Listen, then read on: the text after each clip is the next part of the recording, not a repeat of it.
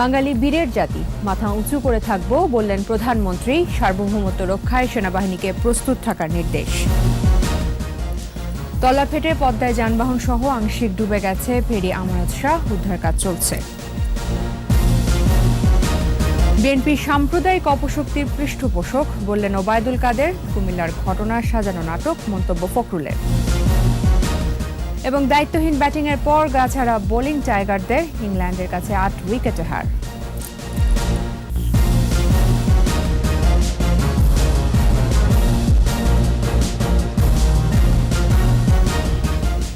শুনছিলেন first security ইসলামী bank limited সংবাদ শিরোনাম। আমন্ত্রণ জানাচ্ছি রাত ৯টার ২১ সংবাদে। আপনাদের সাথে আছি আমি তাজনুবা জাবিন।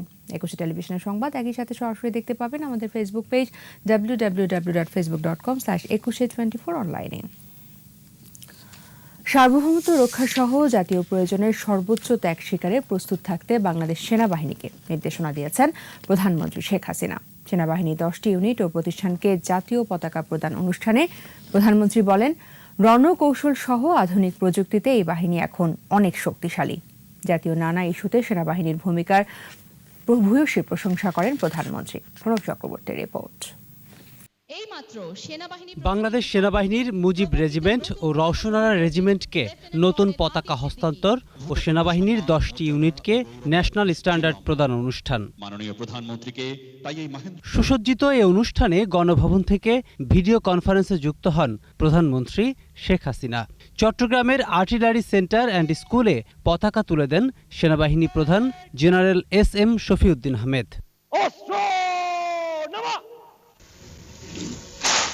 বক্তৃতায় পতাকার মর্যাদা ও সম্মান ধরে রেখে দেশ সেবা করতে সেনাবাহিনীর প্রতি আহ্বান জানান প্রধানমন্ত্রী। স্মরণ করেন সেনাবাহিনীর সাথে পারিবারিক সম্পর্কের কথা। বাংলাদেশ সেনাবাহিনীর সঙ্গে আমার নিজের একটা পারিবারিক সম্পর্ক এই জন্য আছে যে আমার 2 ভাই এই সেনাবাহিনীর সদস্য, আর ছোট তারও জীবনে একটা স্বপ্ন ছিল, আকাঙ্ক্ষা ছিল সে একজন সেনা সদস্য হবে, কিন্তু সেই স্বপ্ন আর পূরণ হয়নি। আমাদের সেনা সদস্যদের মানবিকতা যখন যে দেশে তারা দায়িত্ব পালন করেন সে দেশের সাধারণ জনগণকেও মুগ্ধ করে। সরকার প্রধান বলেন, যথেষ্ট শক্তিশালী হয়েছে বাংলাদেশ সেনাবাহিনী। জঙ্গিবাদ, প্রাকৃতিক দুর্যোগ ও করোনা মোকাবেলায় সেনাবাহিনীর ভূমিকার প্রশংসা করেন তিনি। যোগাযোগ ক্ষেত্রে আধুনিক রণকৌশলগত সক্ষমতা বৃদ্ধির লক্ষ্যে সম্প্রতি বাংলাদেশ সেনাবাহিনীতে অত্যাধুনিক প্রযুক্তি সম্পন্ন ইলেকট্রনিক ওয়ারফেয়ার সরঞ্জামাদি সংযোজন করেছি। আমাদের সশস্ত্র বাহিনী গত 13 বছরে এখন যথেষ্ট শক্তিশালী এবং অগ্রসর হয়েছে। দেশের প্রয়োজনে সেনা সদস্যদের সর্বোচ্চ ত্যাগ স্বীকারে প্রস্তুত থাকার নির্দেশনাও দেন প্রধানমন্ত্রী। আমি বিশ্বাস করি বাংলাদেশের সার্বভৌমত্ব রক্ষা সহ জাতীয় যে কোনো প্রয়োজনে বাংলাদেশ সেনাবাহিনী সর্বোচ্চ ত্যাগ স্বীকারে সদা প্রস্তুত থাকবে। যে বীরত্বের সাথে আমাদের মুক্তিযোদ্ধারা যুদ্ধ করে আমাদের বিজয় অর্জন করেছিল, সে কথাটা চিরদিন মনে রাখতে হবে যে আমরা বিজয়ী জাতি। মাথা উঁচু করে বিশ্ব দরবারে আমরা চলব।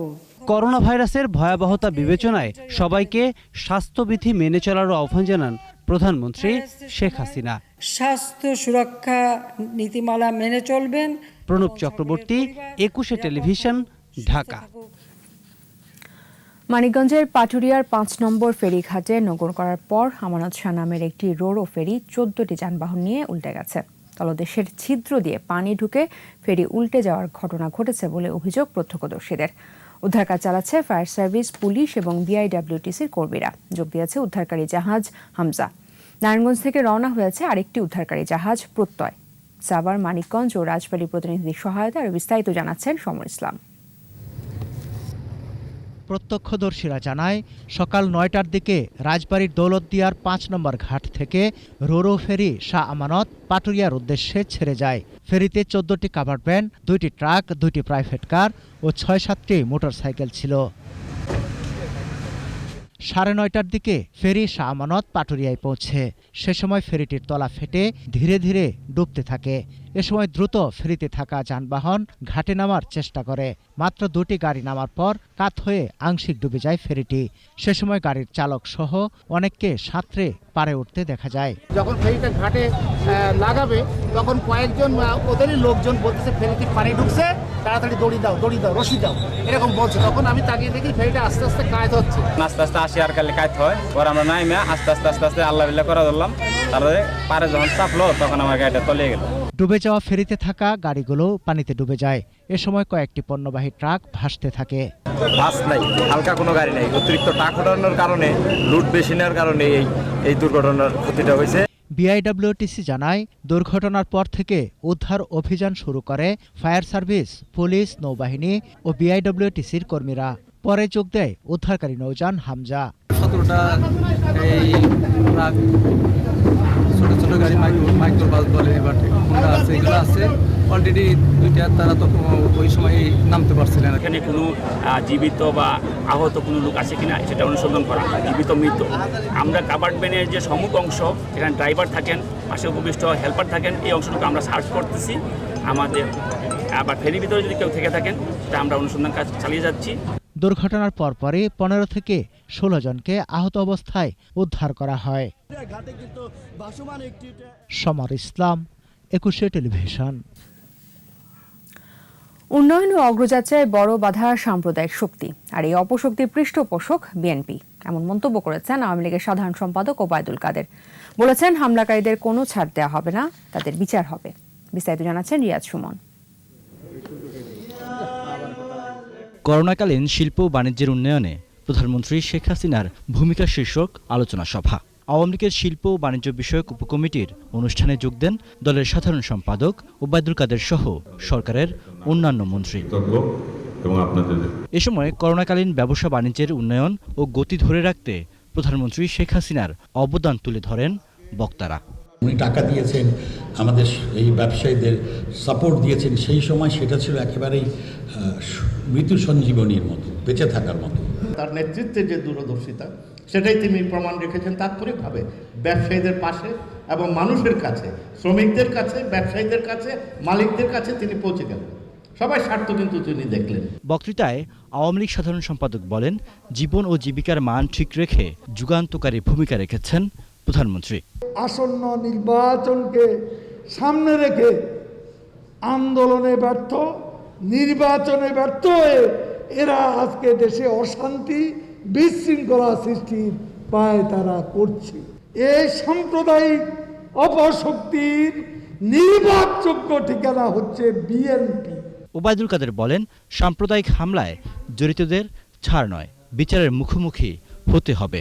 এদের বিচার হবে, দৃষ্টান্তমূলক শাস্তি দেওয়া হবে যারা সাম্প্রদায়িক সম্প্রীতি নষ্ট করতে এতগুলো পূজা মণ্ডপে হামলা চালিয়েছে, হিন্দুদের ঘর বাড়িতে হামলা করেছে, এদের রেহাই দেওয়া।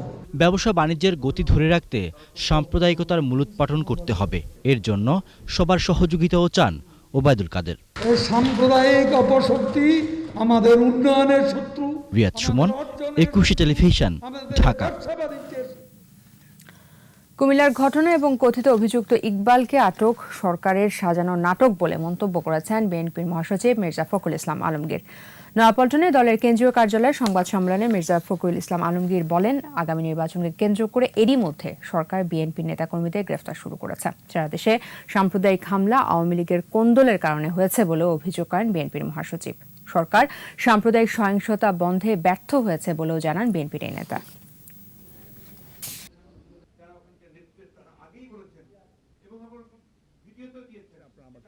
ব্যাখ্যা করতে চাই না, অর্থাৎ কুমিল্লা তো একইভাবে দেখা যাচ্ছে যে তারা একজন সাজিয়েছে, ইকবাল, পাগল ইকবাল বলে একজনকে সাজিয়েছে, তাকে বলা হচ্ছে যে সে নাকি আপনার কোরআন শরীফ নিয়ে আপনার মণ্ডপে রেখেছে, আবার সে সেখান থেকে মসজিদে গেছে, যেগুলো আপনার কোনো মতেই বিশ্বাসযোগ্য নয়। এবার আমরা নির্বাচন নিয়ে চিন্তাই করছি না, আমরা এই সরকারের পতন, এই সরকার যেতে হবে এবং যাওয়ার পরে পদত্যাগ করে চলে যাওয়ার পরে একটা নির্বাচন কমিশন গঠন করে নিরপেক্ষ একটা সরকারের অধীনে নির্বাচন হতে হবে। সংবাদ এই পর্যায়ে নিচ্ছি বিরতি, ফিরে সেরা থাকছে। এক সপ্তাহের মধ্যে স্কুল শিক্ষার্থীদের টিকা কার্যক্রম, 14 নভেম্বর থেকে এসএসসি পরীক্ষা।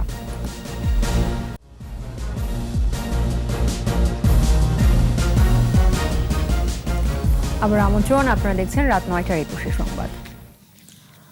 14 নভেম্বর থেকে শুরু হবে এসএসসি ও সমমানের পরীক্ষা। অংশ নেবে 22,27,113 জন শিক্ষার্থী। শিক্ষামন্ত্রী ডাক্তার দীপুমণি জানিয়েছেন, আগামী সপ্তাহ থেকে শুরু হবে স্কুল শিক্ষার্থীদের করোনা টিকাদান কার্যক্রম। মাহমুদ হাসানের রিপোর্ট। সচিবালয়ে 2021 সালের এসএসসি ও দাখিল পরীক্ষা নিয়ে সংবাদ সম্মেলনে আসেন শিক্ষামন্ত্রী ডাক্তার দীপুমণি। এবার এসএসসি ও সমমান পরীক্ষার তারিখ নিয়ে কথা বলেন শিক্ষামন্ত্রী। বলেন, এবার শিক্ষার্থীর সংখ্যা 22,27,113 জন, যা গত বছরের তুলনায় 1,79,334 জন বেশি। পরীক্ষার সময় এবং নম্বর কমিয়ে আনা হয়েছে। সাধারণ শিক্ষা বোর্ড সমূহ তত্ত্বীয় পরীক্ষা তাদের জন্য 14 নভেম্বর শুরু হয়ে 23 নভেম্বর শেষ হবে। মাদ্রাসা শিক্ষা বোর্ডের তত্ত্বীয় পরীক্ষা 14 নভেম্বর শুরু হয়ে 21 নভেম্বর শেষ হবে।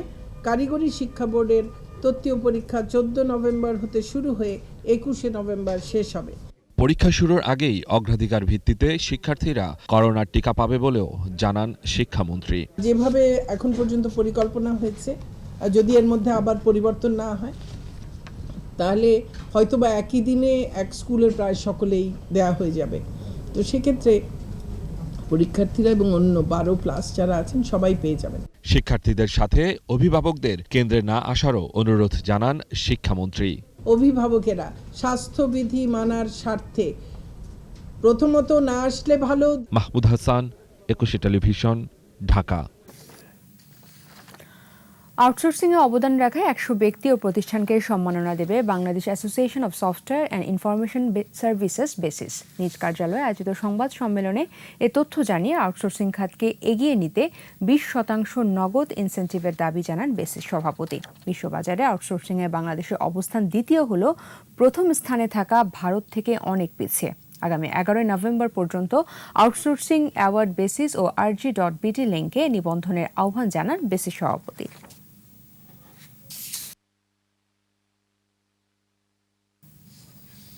এবার এসআইবিএল ব্যবসা বাণিজ্যের খবর।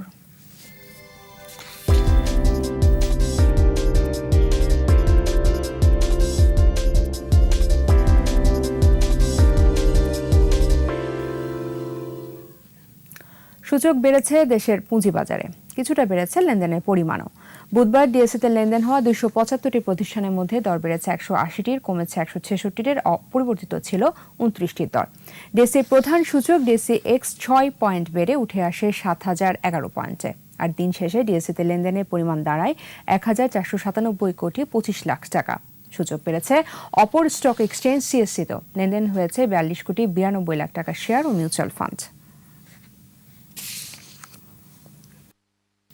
এর সাথে শেষ করছি রাত 9টার 21 সংবাদ। যাবার আগে ফার্স্ট সিকিউরিটি ইসলামী ব্যাংক লিমিটেড সংবাদ শিরোনামগুলো জানাবো আরও একবার। বাঙালি বীরের জাতি মাথা উঁচু করে থাকবো বললেন প্রধানমন্ত্রী। সার্বভৌমত্ব রক্ষায় সেনাবাহিনীকে প্রস্তুত থাকার নির্দেশ। তলা ফেটে পদ্মায় যানবাহন সহ আংশিক ডুবে গেছে ফেরি আমানত শাহ, উদ্ধার কাজ চলছে। বিএনপি সাম্প্রদায়িক অপশক্তির পৃষ্ঠপোষক বললেন ওবায়দুল কাদের। কুমিল্লার ঘটনার সাজানো নাটক মন্তব্য ফখরুলের। দায়িত্বহীন ব্যাটিংয়ের পর গাছাড়া বোলিং টাইগারদের, ইংল্যান্ডের কাছে 8 উইকেটে হার।